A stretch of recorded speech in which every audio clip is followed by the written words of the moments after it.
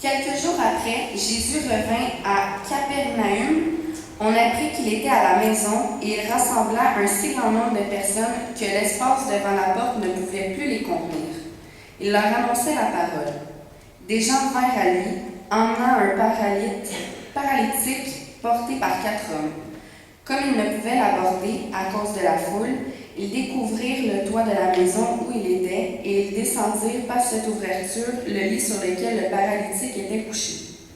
Jésus, voyant leur foi, dit au paralytique, « Mon enfant, tes péchés sont pardonnés. » Il y avait là quelques scribes qui étaient assis et qui se disaient au-dedans d'eux, « Comment cet homme parle-t-il ainsi?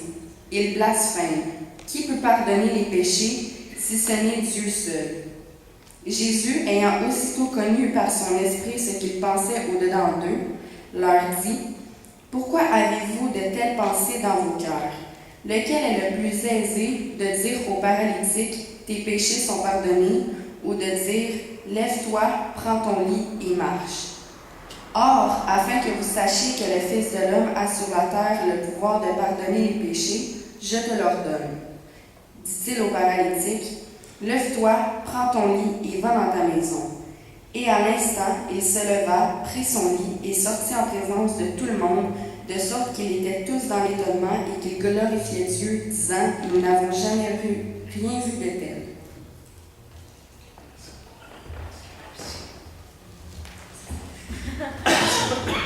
OK. Alors, ce matin, on va aborder un sujet extrêmement important. Je veux que vous écoutiez de très près, surtout si vous avez eu des conversations avec des témoins de Jéhovah. C'est un passage clé dans la Bible pour répondre à ces gens-là. OK? Donc, courbons nos têtes et laissons Dieu vraiment parler dans nos cœurs ce matin. Notre Dieu et Père Céleste, nous te remercions pour le privilège que nous avons d'être ici dans cette place pour écouter ta parole et pour recevoir, Seigneur, de toi. Parce que, Seigneur, c'est toi qui veux nourrir nos âmes. C'est toi qui veux nous faire comprendre les choses qui viennent de toi. Et c'est vrai qu'à certains moments, nous sommes lents à comprendre, lents aussi à mettre en pratique ta parole. Et nous t'en demandons pardon. Nous voudrions, comme certains ont dit dans ton temps, lorsque tu étais sur la terre, voir Jésus. Nous voulons vraiment le connaître et nous approcher de lui et avoir cette relation et cette communion avec Dieu qui est sans faille et qui nous donne à passer à travers les difficultés de la vie comme si ces difficultés-là n'étaient même pas là. Merci pour ta présence. Merci pour ce temps de louange, de partage ce matin. Nous voulons en faire beaucoup plus pour que, Seigneur, nous puissions prier les uns pour les autres et s'entraider et surtout compter sur toi. Nous voulons apprendre de l'un et de l'autre ce que tu es en train de faire et de grandes choses que tu veux faire dans nos vies en tant qu'individus, mais dans cette Église aussi. Parce que tu nous as placés ici pour que nous apportions, comme notre frère a partagé, la lumière dans un monde de ténèbres. Et nous voulons nous tenir debout pour Jésus et savoir que le nom de Jésus est proclamé. Donc, bénis ta parole. Ce matin, je prie dans le nom de Jésus. Amen.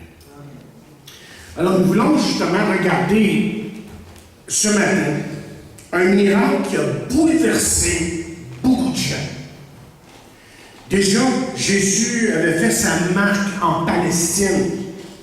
Pour ceux qui n'étaient pas là dans les semaines dernières, là, bien, on est en train de passer à travers Marc. Et en somme, mon but, c'est vraiment de vous raconter l'histoire de Jésus. C'est une histoire si merveilleuse.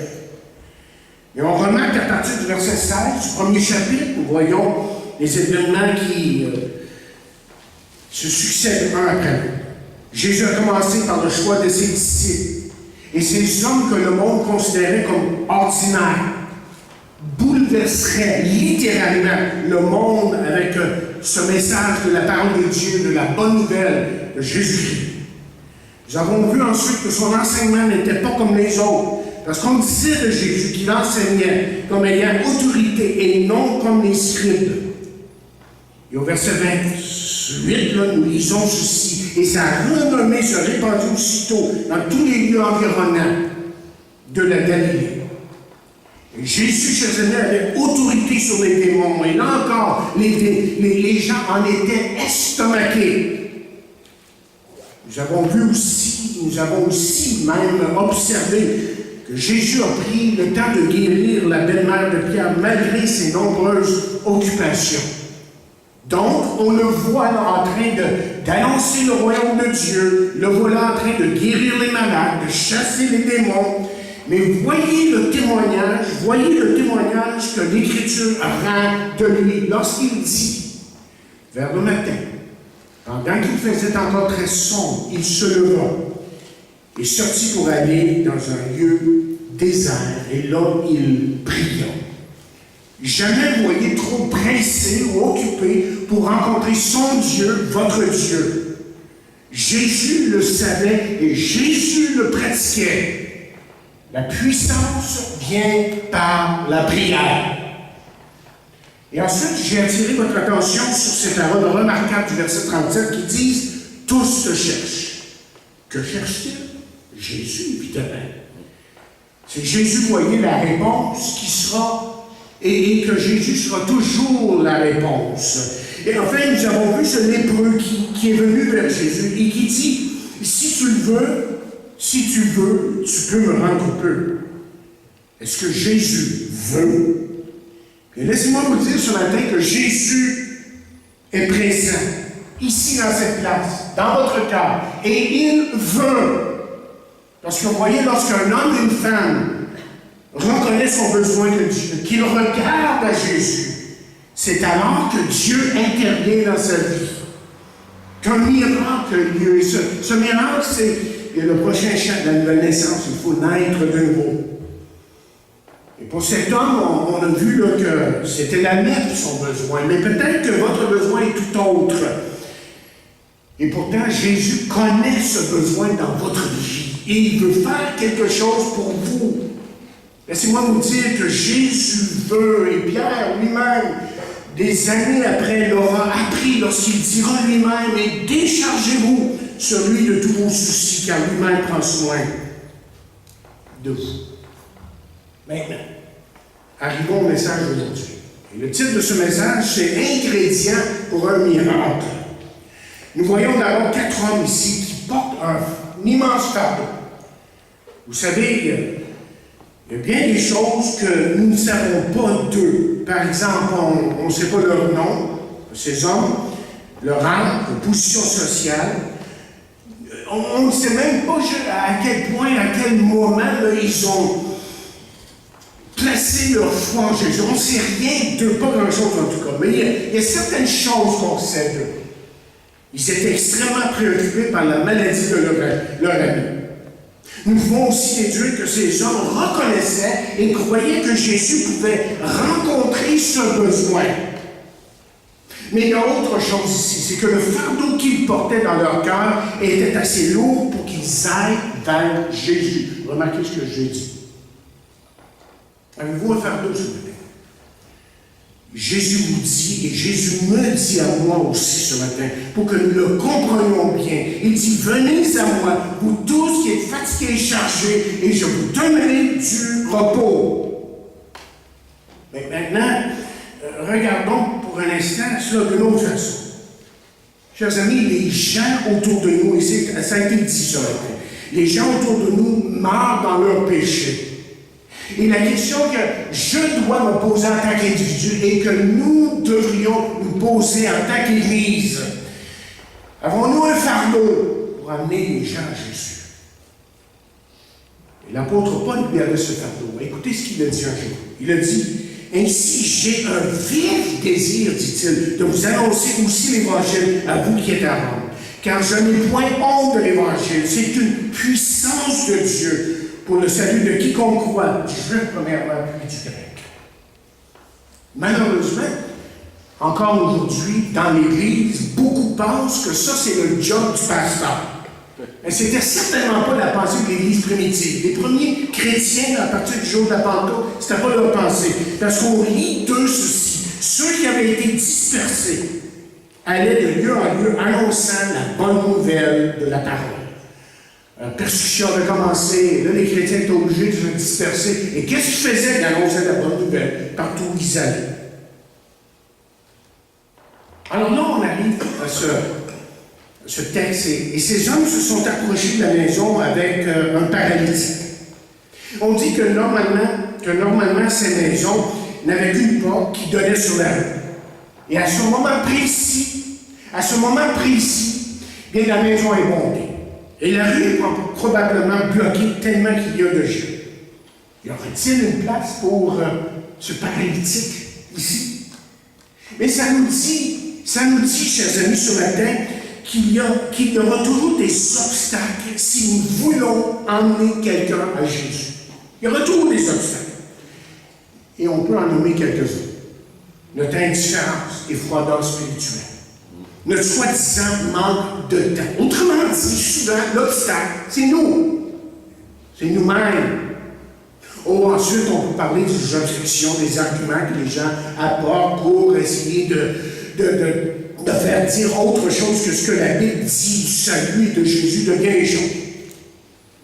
Mais regardez ces hommes pour un instant. Ils ont surmonté les obstacles devant eux. Se sont rendus vers Jésus. Mais où ont-ils regardé? Ils ont regardé vers le toit.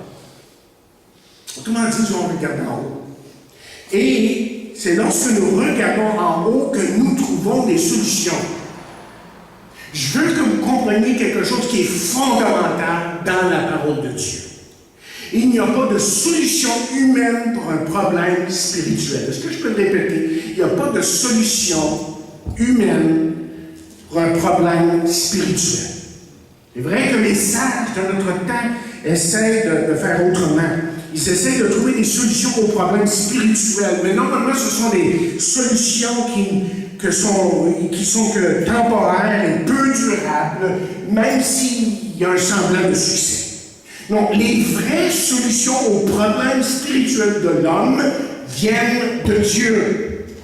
Et c'est pour ça que Jésus a dit ceci un jour. Il dit, je suis venu,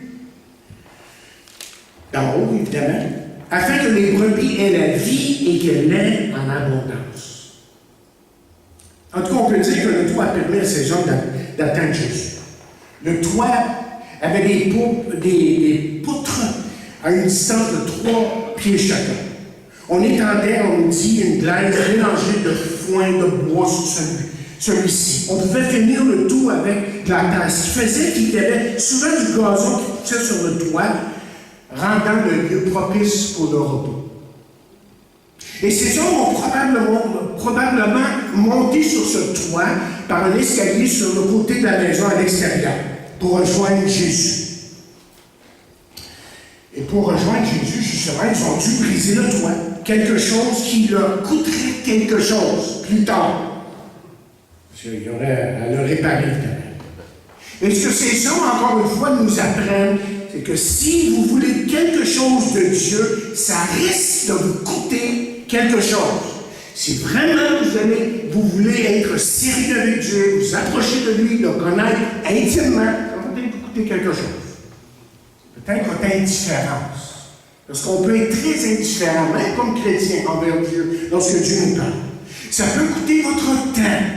Ça peut coûter votre orgueil, parce qu'on se pense tellement spirituel des fois, quand on n'y est pas du tout. Et on le sait dans le fond de nous-mêmes. Ça peut nous coûter notre argent aussi. Ça peut nous coûter notre amour, mais pas n'importe quel amour. Cet amour qui vient de Dieu, qui d'abord change nos vies et qui change la vie des autres. Ça peut coûter votre dévotion et bien d'autres choses. Mes chers amis, lorsqu'un homme, une femme, lorsqu'un chrétien, un enfant de Dieu est vraiment décidé pour Dieu, vous savez quoi? Il peut s'attendre à de grandes bénédictions de Dieu. Mais parlons enfin de cet homme paralysé sur la civière. 4 hommes ici sont venus à Jésus ayant foi en lui. Mes chers amis, une fois que Jésus aurait fini avec eux, il serait non pas 4, mais 5 qui auraient foi en Jésus. Autrement dit, la vraie foi, quand on a la vraie foi est contagieuse. Savez-vous qu'il y a 3 sortes de foi dans la Bible? Il y a d'abord la petite foi. Et c'est cette foi que Jésus a dit qu'il pourrait faire bouger les montagnes. C'est la petite foi. Mais il y a la grande foi. Le centenier qui est venu, qui a demandé à Jésus de guérir son serviteur avec une grande foi. Et ensuite, troisièmement, il y a la foi parfaite. Et le seul qui a vraiment démontré la foi parfaite, c'est Jésus lui-même qui pouvait commander à la tempête et qui pouvait commander aux démons de se taire. Qui pouvait commander à un homme de sortir du sépulcre vivant. Maintenant, changeons de direction ici là, pour que nous comprenions vraiment ce qui se passe dans ce passage. C'est un passage que la plupart de vous connaissez bien. Vous avez déjà lu. Je veux que vous compreniez ici quelque chose d'extrêmement, extrêmement important. Parce que vous voyez, les Juifs croyaient fermement que si une personne était malade, que c'était à cause d'un péché dans sa vie ou dans la vie de quelqu'un qui lui était proche. Pour eux, vous voyez, c'était vu comme si Dieu était en colère contre la personne malade. Et c'est pour ça que les disciples un jour ont dit ceci à Jésus. Dans Jean 9e chapitre, verset 2, on lit ces disciples cette question. Rabbi, qui a péché, cet homme ou ses parents, pour qu'il soit né aveugle? Alors Jésus leur déclare évidemment que ce n'est pas le cas. Que ce n'est pas à cause d'un péché. Il dit, ce n'est pas que lui ou ses parents aient péché, mais c'est afin que les œuvres de Dieu soient manifestées en lui. Et les Juifs, je veux que vous compreniez que les Juifs croyaient aussi qu'une fois la question du péché réglée, que Dieu pouvait guérir la personne. La première chose que Jésus fait en se tournant vers le paralytique est extrêmement importante. Et c'est de lui dire, mon enfant, tes péchés sont pardonnés. Ce qui nous fait comprendre que dans le cas précis ici, que c'était le péché qui était la cause de la paralysie de cet homme. Mais vous savez ce que Jésus est en train de lui dire lorsqu'il dit à cet homme, mon enfant, tes péchés sont pardonnés. Jésus, en réalité, est en train de lui dire ceci. Mon enfant, Dieu n'est plus en colère avec toi. Jésus a assurément vu dans le cœur de cet homme quelque chose qui lui permettait de lui dire, mon enfant, tes péchés sont pardonnés. Écoutez bien, ce que je veux vous dire ici. On peut justement parler de la grâce de Dieu, de la miséricorde de Dieu, et Dieu est miséricordieux. On peut parler du pardon de Dieu, et Dieu pardonne. On peut parler de la patience de Dieu, et Dieu est patient. Mais il y a aussi cette notion dans la parole de Dieu de la colère de Dieu. Et la Bible nous parle de ce jour où Dieu va déverser sa colère sur la terre. Mais écoutez les versets qui sont là dans la parole de Dieu pour nous rassurer ce matin. Il dit, à plus forte raison, donc, maintenant que nous sommes justifiés par son sang, serons-nous sauvés par lui de la colère. Il dit, il est venu annoncer la paix à vous qui étiez loin et la paix à ceux qui étaient près. Et enfin, il dit, il n'y a donc maintenant aucune condamnation pour ceux qui sont en Jésus-Christ. Et la bonne nouvelle de l'Évangile, c'est ceci. Si aujourd'hui vous êtes son enfant, Dieu n'est plus en colère avec vous. Et la Bible dit autre chose. Il faut bien comprendre que la Bible dit quelque chose d'extrêmement important dans Jean 3e chapitre, lorsqu'elle dit celui qui croit au Fils. Autrement dit, que placer sa confiance dans le Fils a la vie éternelle. Vous l'avez maintenant. C'est pour ça que je peux dire. Je m'en vais au ciel aujourd'hui. Parce que j'ai placé ma confiance en Jésus. Mais elle ajoute ceci. Celui qui ne croit pas, qui tourne le dos à Dieu, qui tourne le dos à Christ, ne verra point la vie. Mais la colère de Dieu demeure sur lui. Alors, la question est très importante, évidemment. Et la question est extrêmement essentielle pour chacun de nous, pour vous. Connaissez-vous Jésus-Christ comme votre sauveur personnel? Maintenant, suivez-moi ici. Un chef religieux était présent, ici le voit la scène, examinant les gestes et les paroles de Jésus. C'est évident que Jésus savait ce qu'ils pensaient dans leur cœur. Et selon notre texte, les scribes et les religieux s'étaient complètement scandalisés de ce que Jésus faisait ici. Et vous savez quoi? Vous savez quoi? Les scribes et les religieux de ce temps-là avaient en partie raison. Dire « mon enfant, tes péchés sont pardonnés » était un blasphème envers Dieu. À moins que la personne qui était devant eux était Dieu, soit Dieu. Et c'est clair dans l'Ancien Testament que blasphémer le nom de Dieu ou se prendre pour Dieu était punissable de mort. Celui qui blasphémera le nom de l'Éternel sera puni de mort. Toute l'assemblée le lapidera, qu'il soit étranger ou indigène, il mourra pour avoir blasphémé le nom de Dieu. Et Jésus dit au verset 9, lequel est le plus aisé? De dire au paralytique, tes péchés sont pardonnés, ou de dire, lève-toi, prends ton lit et marche. Autrement dit, qu'est-ce qui est le plus facile pour Dieu? Pardonner ou guérir un malade? Pardonner le péché ou guérir une maladie? Bien, Dieu, évidemment, est capable de faire les deux. Et le juif, le vrai juif religieux, ce qu'il savait, c'est que seul Dieu pouvait guérir, emmener une guérison totale et complète. Il le savait, ça. Une guérison instantanée et complète. Donc Jésus va faire quelque chose ici qui va les renverser. Et avant même de faire ça, Jésus dit quelque chose qui encore a dû rendre les religieux qui étaient là devant lui, qui sûrement les a amenés à fulminer, et qui a fait en sorte qu'ils étaient furieux lorsqu'ils ont entendu le terme, regardez le verset 10, là, si vous avez votre Bible devant vous. Il utilise le terme « fils de l'homme », qui est un terme messianique. On en a parlé mercredi. On a vu les psaumes messianiques. On a parlé que des psaumes qui parlent de Jésus venant comme étant Messie. Mais le terme « fils de l'homme » dans l'Ancien Testament, avant que Jésus vienne, parlait du Messie. Et c'est pour ça qu'on lit dans Daniel 7.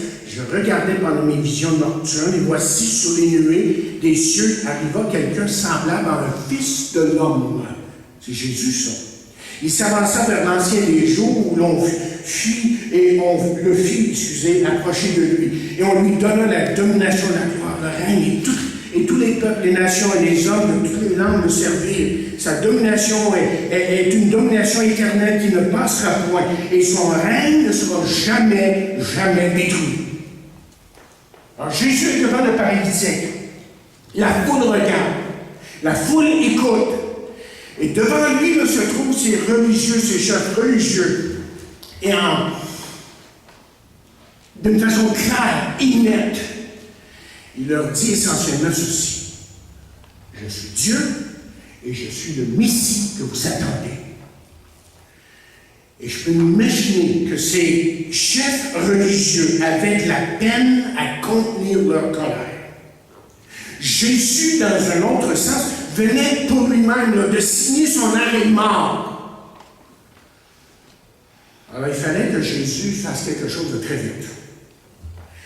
Comment dit, vous voyez, n'importe qui peut arriver à quelqu'un et dire, mon enfant, tes péchés sont pardonnés. Et n'importe qui peut arriver et dire, je suis le Messie. Mais comment le prouver? Et déjà, dans le passé, il y avait eu plein de faux messies. C'était des faux messies qui s'étaient présentés en Israël comme étant le Messie. Alors, Jésus fait quelque chose qui est très important. Il dit au paralytique, je te l'ordonne, dit-il au paralytique, lève-toi, prends ton lit et va dans ta maison. Et à l'instant que c'est arrivé, ça, quelqu'un a dit ceci. Quelqu'un a écrit que c'était comme un pétard mouillé qui a explosé en pleine figure de ces hommes religieux. Jésus venait de leur prouver, hors de tout doute, qu'il était vrai Dieu et vrai Messie. Rappelez-vous, le Juif comprenait que juste Dieu qui pouvait guérir. Et malgré toutes ces preuves qui étaient là devant eux, ils ont resté incrédules. Je veux que vous compreniez quelque chose d'important sur la terre en vous posant la question suivante. Pourquoi Jésus a-t-il guéri les malades durant son ministère? Jésus peut certainement guérir encore aujourd'hui et faire des miracles, évidemment. Mais pourquoi Jésus l'a-t-il fait? Pourquoi Jésus a-t-il guéri les malades et fait des miracles durant son ministère? Il faut se rappeler que Jean-Baptiste, lui, n'a jamais fait de miracle ni de guérison. Il n'a pas fait un. Aucune guérison, aucun miracle dans son ministère. Alors je répète, pourquoi est-ce que Jésus a fait ces choses? Bien, certains vont dire que Jésus l'a fait par compassion. Et il n'y a aucun doute que Jésus avait compassion. On le voit à maintes et maintes reprises. Mais savez-vous que ce n'est pas la raison principale. Et d'autres vont dire, c'est parce qu'il avait la puissance pour le faire. Et la Bible nous dit que Dieu lui a donné la puissance du Saint-Esprit sans mesure. Aucun doute. Il avait la puissance. Mais ce n'est pas la raison principale. Tout ça, c'est vrai. Mais la raison principale, c'est pour démontrer, c'est pour montrer qu'il était le Messie, qu'il était Dieu. Et celui qui a dit au paralytique, lève-toi, c'est celui qui a dit que la lumière soit. C'est le même. C'est la même personne qui parle. Mais il y a autre chose aussi que je veux vous dire en terminant. Au verset 12, nous lisons ceci. Et à l'instant, il se leva, prit son lit et sortit en présence de tout le monde, de sorte qu'ils étaient tous dans l'étonnement et glorifiaient Dieu, disant, nous n'avons jamais rien vu de pareil. C'était une guérison parfaite, instantanée. Et juste un petit mot pour ça. Le don de guérison, c'est ça. C'est pas moins que ça.